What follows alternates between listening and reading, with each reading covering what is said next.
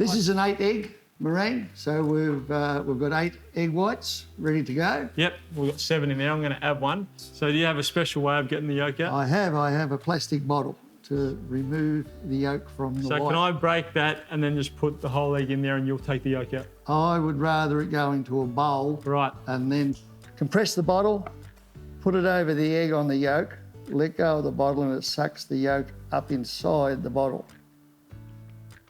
Then you end up with yolk and white, and you discard the yolk. That's a great trick. Then your hands don't get messy. So now we've got 8 egg whites in there. Into the mixing bowl. In there. Rightio. Now do we add anything or start mixing first? Okay, the next ingredient is 2 teaspoons of malt vinegar. 2 teaspoons of malt vinegar. 1, 2. And 1 teaspoon of vanilla essence. 1 teaspoon of vanilla essence. Done. Okay, now we've got 12 ounces of caster sugar. Yeah, measured out. We can just tip that in. It is recommended to add the sugar slowly. Yeah, I've never done that before. And I've tried it by adding the sugar slowly. They say rain it in, don't they? Rain it in, yeah. And I've done it just like adding it like that, but you start off mixing it slowly. Yep. So it all gets blended together and the meringue doesn't seem to turn out any differently. No different. So started on 1? Started on 1 and just let it blend. How long do we keep this going? Okay, now you can move it up to high speed for a minimum of 12 minutes. Whoa. Or until it's called peaked. But I find that nothing under 12 minutes. Right. So it's flat out. So we'll get this going, we'll get it to peak for 12 minutes, then we'll come back and have a look at it.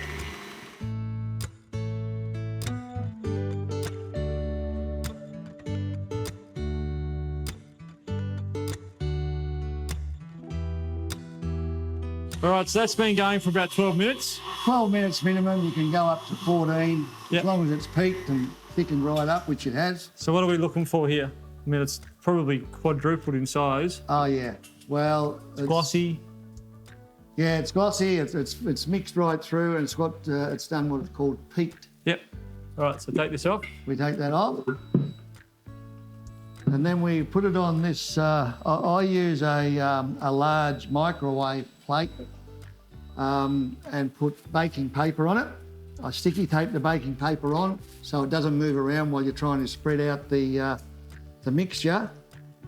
And basically, that's just to start off, pretty good, Ben? Can I give that to Charlie? Yep. Charlie, come here. This will be good, Charlie. Take that back. A lot of people say that's the favourite part of the meringue. So what we do, out of the bowl, onto the plate.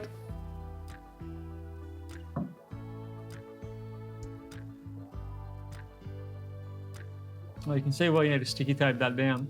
Yeah, otherwise it goes everywhere. You're chasing that all over the place. Yep. Like that, done. Thank you. So then we mould it into the shape of a cake. And just flatten it out, end up with a circle. Yep. Okay, so there's that bit. That's it. That's it. So oven, what do we set the oven at? Oven's at 150 degrees for 1.5 hours approximately. It's up to the individual to decide how they want it to be well cooked, medium cooked or whatever. So it's just the chewy, when you get that awesome sort of chewy on the outside, is that due to time in the oven? No, I think honestly, to me, that's got to do with the mix. Right. If you don't mix it enough, it'll be chewy because you haven't got all the sugar dissolved. Right. So therefore, when you cook it, it tends to toffee. Oh, I love that bit. So I think it's got to do with that, the time you mix the meringue. Then we've still got a little bit of a hole there. We don't want any holes now. And just over time, have you figured out that this sort of microwave bottom, this glass bottom, is the best thing for sort of conducting heat and getting a good cook? Yeah, because it does grow. When it goes in the oven, it grows. So that's a very large plate. Yep. And you can serve off that as well. So it just goes straight from the oven to the creamery and away you go. Right, 150. 150 hour and a half. Or I think it's 100 at 2 hours. All right, so I'm going to do cream and peaches. Beautiful. What varieties have you had in the past?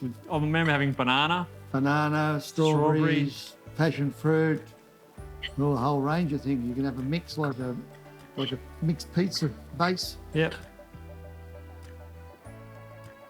Alrighty, and now I'm going to put some peaches in the middle.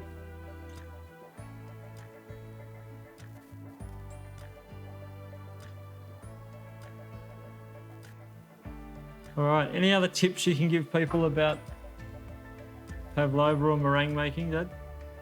No, I think we've covered it all, as far as I can see. So give this a go. This is another one of those great from scratch recipes. If you don't want one that big, that is a very, very, very big meringue. Probably halve, if you just halve the egg whites, would you just halve everything else? Yeah. Yeah. Yeah, if you want to make a smaller one, you just use the calculation And work either out. add or subtract. Yeah. Oh, you wouldn't want to go bigger than that though, would you? I don't think so. That is monstrous. That's a big one.